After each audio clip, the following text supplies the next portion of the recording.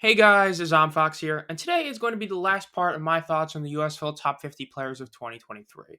This list has been overall, I think, a lot better than last year's, though there is one huge exception that I will post on the community post in a couple days, if not tomorrow. So let's get right into it with the final top 10 players. Coming in at number 10 was Sage Surratt of the New Orleans Breakers, tight end.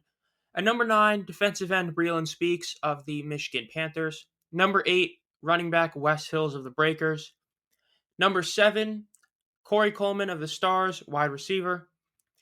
Then coming in at number 6 was cornerback Mark Gilbert of the Pittsburgh Maulers. Then Birmingham Stallions tight end Jay Sternberger came in at number 5. Kayava Tazino ended up coming in at number 4, linebacker for the Maulers. Then rounding out your top 3 players of 2023 according to the media, players, coaches, and all that, Mark Thompson, the running back of the Gamblers, at number 3.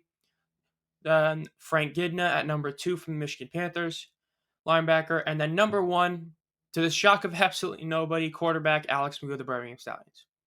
So those top 3, we all know why they got top 3. Even though I personally think Thompson should be higher, I think that you can't really go wrong putting the OPOY, DPOY, and MVP in the top 3. But there are 2 huge issues I do have with this list, and the first one comes in the tight end group.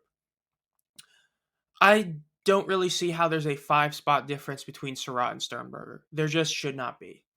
Look, I said it in my video that came out a couple days ago. If you haven't seen it, my top 10 players, click the top right if you haven't. I said that these 2 guys were on my honorable mentions. I did not have them in the top 10, but I said that if you put them there, you have to put them right next to each other because there's just no reason not to. They both had great quarterbacks with them. They both had a great offense around them.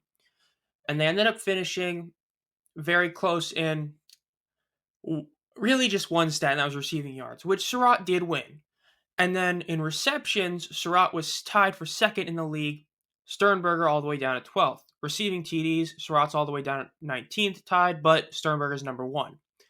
But then in yards after catch, Surratt was the leader in the entire league in yards after catch versus 10th for Sternberger and 18th in yards per reception to Sternberger second. So essentially you're looking at this and you say, okay, so yards per reception and TD, Sternberger's great. Then you realize that that's more like a receiver stat line.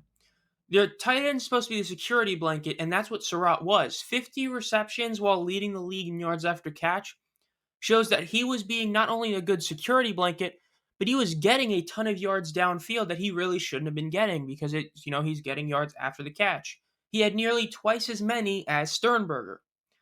And then when you count the playoffs, because it seems that the playoffs have a huge impact on this voting, it's not like Sternberger was all that great in the postseason compared to Surratt. Because again, Surratt in the one game he played had one more reception than Sternberger. And so if you were to say that Surratt were to keep the same pace, he would have had 14 receptions for 100 yards, 70 yards after catch for 2 TDs, which is pretty close to Sternberger. So again, they're pretty equal. And when you look at it, Sternberger was like the receiver that you would hear about on the Stallions for most of the season, except in the postseason, he was like, I don't know, the 5th best offensive player. CJ Marable went off, Deion Kane went off, Alex Magoo went off, and a couple other guys did go off. So it's like, it's just, I don't see the argument for this being such a huge difference because the first half of the season, Sage Surratt was like the receiving yard leader, not among tight ends. He was the leader for a while. Versus Sternberger, who became bigger at the end of the year. I don't know. I feel like that those receiving touchdowns are the only reason Sternberger's this high up here. I think that all in all, when you look at it, Wes Hills was an all-around back that would get a lot of TDs. So I just personally don't agree with this at all. I think that this should be a lot closer. This should be like 9 and 10. It should be 5 and 6 if you're going to do that. It should not be a 5-spot difference between these 2. And the other issue I have is Mark Gilbert being this high on the list. I don't want to sound like a huge hater, but when I was doing my top 10, I really didn't even think about him too much. And the reason is very similar to how I looked at Breland Speaks this year. At the beginning of the year, I mentioned in certain videos that he was looking like this year's Chris Odom. Now, in the end, he was not this year's Chris Odom in a sense that he wasn't able to sustain the insane beginning he had. So here's the question. Was Mark Gilbert as good as Channing Stribling was last year? Because Stribling was able to finish 5th in the year last year. I don't think so. Stribling played in 3 less games, had 3 more interceptions, and only 5 less or 4 less passes defended. He also had the same amount of TFLs, but Stribling had a sack, which Mark Gilbert did not have. Now, Gilbert did have more tackles, but pending how you view cornerbacks, you can view it as a bad thing, is what it is. But the way I look at it is both of them in the playoffs weren't necessarily, the most, oh, I saw that guy in the playoffs, that's why I don't even have their stats out there. Plus, Stribling did play with injury and all that. The fact is that Stribling in 7 games put up arguably, if not even close, a better season than Gilbert did while playing 10 games this year. And it's just, I don't know if I'm going to put Gilbert this high. You're saying above Chris Orr, saying above Sage Surratt, above Corey Coleman, above Wes Hills, above CJ Maribel, potentially even. I'm mean, real. I can't see that. I can't see you putting him all the way up here when, guys like Shalem Luani last year weren't too high on the list. Or Bryce Tornadin wasn't that high on the list last year.